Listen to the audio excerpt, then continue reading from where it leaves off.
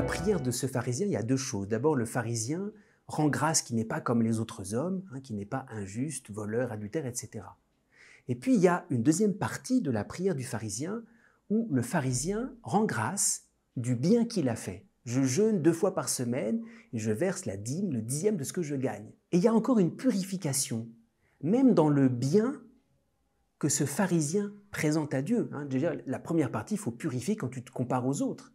Mais il y a une purification même dans le bien que l'on présente devant Dieu. Et là encore, il y a une conversion de regard extrêmement profonde. Nous, parfois, on pense que parce qu'on a fait du bien, Dieu va nous regarder, j'allais dire, sous un angle meilleur. Mais ça, c'est très, très humain. Saint Thomas d'Aquin disait ceci: « Pour les hommes, c'est dans la mesure où ils sont bons qu'on les aime. Mais avec Dieu, c'est très différent. Ce n'est pas parce qu'on est bon que Dieu nous aime, mais parce qu'il nous aime, on devient bon. » Et c'est ça l'erreur de ce pharisien. Il pense qu'en apportant les bonnes actions qu'il a faites, il va attirer, il va changer le regard bienveillant de Dieu sur lui, comme on change le regard d'un homme quand on montre le bien qu'on a fait.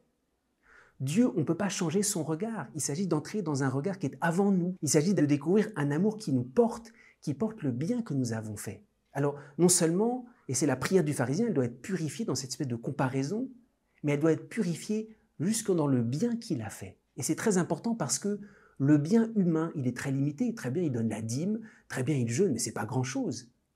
Le bien de Dieu, c'est que Dieu lui-même s'engage. On est bon parce que Dieu nous aime. Dieu s'engage d'un amour éternel. Et c'est pour ça que la prière nous met dans une espèce d'action de grâce, parce qu'on découvre une présence de Dieu qui est plus forte que le bien que nous avons fait. Et j'allais dire, le pharisien, il s'arrête, il a fait des bonnes actions, c'est très bien. Entrer dans la prière, c'est découvrir un engagement de Dieu qui n'a pas dit son dernier mot. Prier, c'est une espèce d'alliance avec Dieu, où on découvre que la transformation, le bien que Dieu peut faire, peut porter des fruits beaucoup plus grands que ce que moi-même je vois.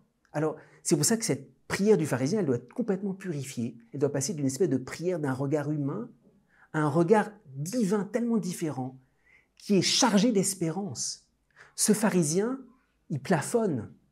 La vraie prière devant Dieu, il n'y a aucun plafond, parce que notre bonté est remise dans les mains de Dieu, et Dieu a tellement de dessein sur nous, d'ambition, de sainteté sur nous. Alors, demandons cette purification de la prière, qui fait qu'on rentre dans l'engagement, on permet à Dieu, j'allais dire, de transformer jusqu'au bout notre vie telle que lui la voit.